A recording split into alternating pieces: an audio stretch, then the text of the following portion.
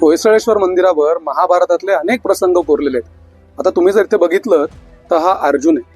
हा अर्जुन कशावर ना ओळखला तर एकतर आपल्याला पुढे सारथी म्हणून प्रत्यक्ष भगवान योगेश्वर तर दिसतातच, परंतु त्याचबरोबर अर्जुनाचा जो ध्वज होता तो होता कपिध्वज, म्हणजे त्याच्या ध्वजावर प्रत्यक्ष हनुमान विराजमान झालेले होते. त्यामुळे हा अर्जुन आहे हे आपल्याला समजतं.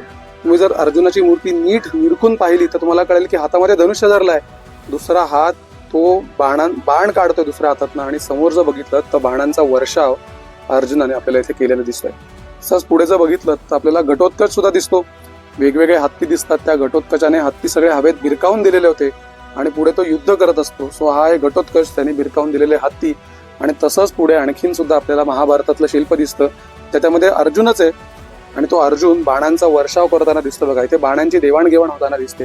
अत्यंत सुंदर अशी शिल्प आहेत. बरीचशी डिटोरिएट झालेत त्यामुळे नीटशी ओळखता येत नाहीत, परंतु अगदी व्यवस्थित जर अभ्यास केलात आणि शांतपणे तुम्ही जर येऊन मंदिर पाहिलं तर तुम्हाला ही महाभारतातली सगळी शिल्प जरूर ओळखता येतील.